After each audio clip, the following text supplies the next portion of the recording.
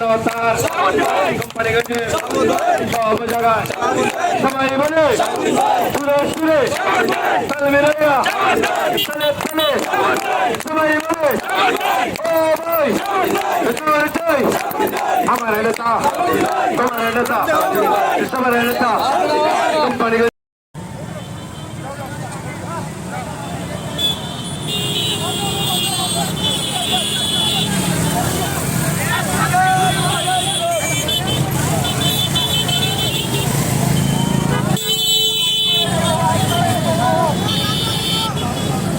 ভাই ভাই রাজন ভাই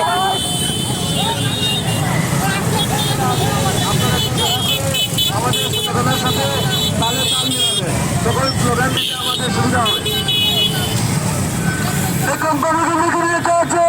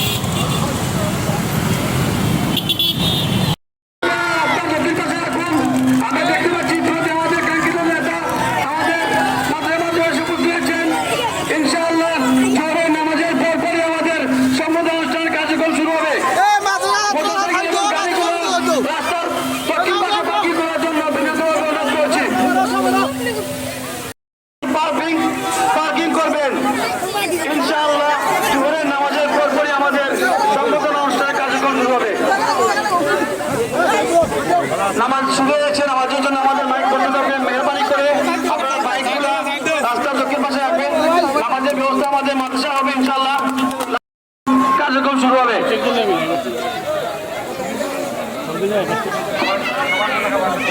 যে আসছেন সবার জন্য, আপনাদের জন্য আমাদের চেয়ারে বসেন, এখানে চেয়ার খালি রয়েছে। তো সাংবাদিক আলিম ভাই মাইক মঞ্চে আসার জন্য অনুরোধ জানাচ্ছি। আলিম ভাইকে মাইক মঞ্চে আসার জন্য। সবাই চেয়ারে বসেন, এদিকে চেয়ারে বসেন, সবাই চেয়ার যদি চাপাই নিল। তো গ্রাম থেকে অনেকেই কষ্ট করেছিলাম, সেই কষ্টের সাথে এক এক গ্রাম থেকে যদি এক একজন দেয় তাহলে আমাদের এখানে ঘন্টার পর ঘন্টা সময় চলে যাবে। কোম্পানিগঞ্জের বিভিন্ন স্তরের বিভিন্ন গ্রামের নেতৃবৃন্দ, উনি এমন একটা মামলায় গ্রেফতার হয়েছিলেন যে মামলায় উনার ন্যূনতম পক্ষে কোনো সম্পৃক্ততা ছিল না। আমি একজন মিডিয়া কর্মী হিসাবে এটা রাজ সাক্ষী। উনাকে গ্রেফতার করার পর সিলেটের অনেক বড় বড় পত্রিকা, জাতীয় পত্রিকা অনেকেই আমার সাক্ষাৎকার নিয়েছিলেন। আমি আমার বক্তব্যে বলেছিলাম, সেটা অনেকে দেখেছেন, যে সাদা পাথর লুটপাটের সাথে অনেকেই কোম্পানিগঞ্জের না, ওরা বহিরাগত ছিল। এটা অনেক পত্রিকায় এসেছে। উনি যে নিরপরাধ ছিলেন, উনি যে এই অপকর্মের সাথে বা অন্যায়ের সাথে জড়িত ছিলেন না, সেটা আজকের এই গণসংবর্ধনায় এবং শত শত মোটরসাইকেল দিয়ে এই যে শুটআউট হয়েছে, সেটা আজ প্রমাণ হয়েছে। আমার মনে হয়, আমার দেখা মতে, কোম্পানিগঞ্জে একজন রাজনীতিবিদের জন্য এত বড় একটা বিশাল সংবর্ধনা এর আগে কোনোদিন হয়নি। এটা আমাদের জন্য একটা উজ্জ্বল দৃষ্টান্ত হয়ে থাকবে।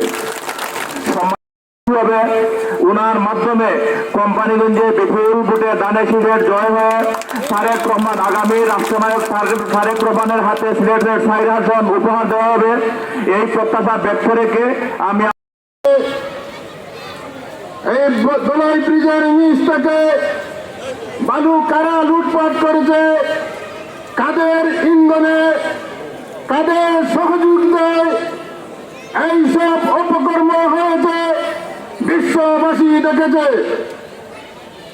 যখন এই প্রশাসনের সহযোগিতায় এইসব লুটপাট হয়েছিল, যখন প্রশাসন, স্থানীয় প্রশাসনকে কেন্দ্রীয় প্রশাসন চাপ দিয়েছিল, তখনই স্থানীয় নেতৃবৃন্দের উপর তাদের বারবার চাপিয়ে আমাদের নেতা, কোম্পানিগঞ্জের নেতা, গণমানুষের নেতা জনাব শাহাবুদ্দিনকে গ্রেফতার করা হয়েছিল।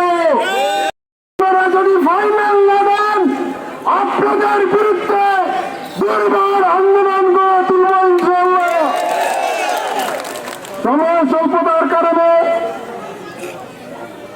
যার অনেক অবদান আছে, যে শিক্ষা ব্যবস্থা বলে এখন বলতেই ছিল না, সেই শিক্ষা ব্যবস্থাতে ওনার অবদান অবশ্যই। আমরা যার সম্বর্ধনা অনুষ্ঠানে এসেছি, উনি বারবার কারা নির্যাতিত। 2018 সালে উনি নির্বাচনে, বিএনপির আওয়ামী লীগের বেশিরভাগ নির্বাচনে উনি আমাদের গ্রাম থেকে একবার জেলে গিয়েছিলেন। দলাই ব্রিজ আন্দোলনে বৃহত্তর কোম্পানিগঞ্জের স্বার্থে এককভাবে উনি যে নেতৃত্ব এবং কোম্পানিগঞ্জ উপজেলার সর্বস্তরের জনসাধারণকে নিয়ে যে আন্দোলন দুর্বার করে তুলেছিলেন, সেই দুর্বার আন্দোলনের উনি প্রধান ছিলেন। আমরা এই আন্দোলনের মাঝ থেকেই হঠাৎ করে ওনাকে এই ফ্যাসিবাদী সরকারের কিছু আমলারা ওনাকে গ্রেফতার করে নিয়ে যায়। আমরা এর তীব্র নিন্দা জানাচ্ছি। এখানে উপস্থিত আছেন আমার অত্র এলাকার মুরব্বিয়ান ও যুবক ভাইয়েরা, উপস্থিত সুধীবৃন্দু, আসসালামু আলাইকুম। আপনারা এই কোম্পানিগঞ্জের আলোচিত সাদা পাথর নিয়ে নতুন কিছু বলার আর অবকাশ থাকে না। সবাই, সারা বাংলাদেশের মানুষ এই সাদা পাথর কাণ্ডকে সাদা পাথর প্রথমে কিন্তু 5 তারিখের পরে সাদা পাথর লুটপাট হয় নাই। প্রথমে এই এরলে বাংকারের স্থাপনা, এই সাধারণ শ্রমিকরা আর সাধারণ মানুষ যখন পাথর উত্তোলন করে লুটপাট করে নিয়ে যায়, আমরা কোম্পানিগঞ্জ উপজেলা বিএনপি খুবই সোচ্চার ছিলাম।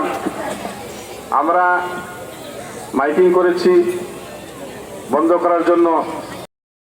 ভাই এরা সামনে দিকে ভাই কেস করা দিরা কইলেন আলিম ভাই মাতুন না, তোমরা কেস দিচ্ছেন সাদা পাথর সামনে জি নেক্সট সাদা পাথর ষড়যন্ত্রমূলক মামলায় শাহাবুদ্দিন ভাইয়ের সাথে কারান দিতে হয়েছেন আমাদের গ্রামের কৃতি সন্তান কুতুবুদ্দিন পাগলা শাহ এবং আব্দুল আলী সাহেবকেও আমাদের উদয়ন সংঘের পক্ষ থেকে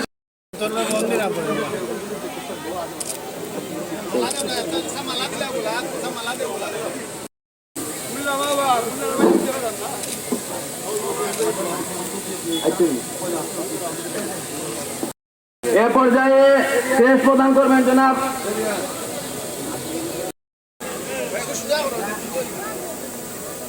এই দুইজন এই সাদা পাথর আন্দোলনের সাথে জড়িত ছিলেন বা জুলাই বিরোধী আন্দোলনের সাথে জড়িত ছিলেন, এই কারণে ওনাদেরকেও গ্রেফতার করা হয়েছিল। এ পর্যায়ে ফুলের তোলা দিয়ে এবং মালা দিয়ে বরণ করে নেবেন এই বাংকার এবং সাদা পাথর গলায় ব্রিজ রক্ষা আন্দোলনের সংগ্রামী সারথী বৃন্দ জনাব মানিক মিয়া, মজফর মিয়া এবং সুনা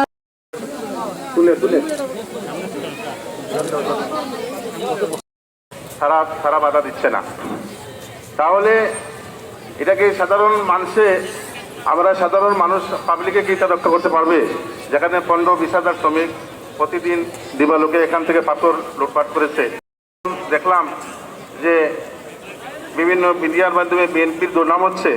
আমরা যুবদল ছাত্রদল নিয়ে আমরা প্রতিরোধ করেছি।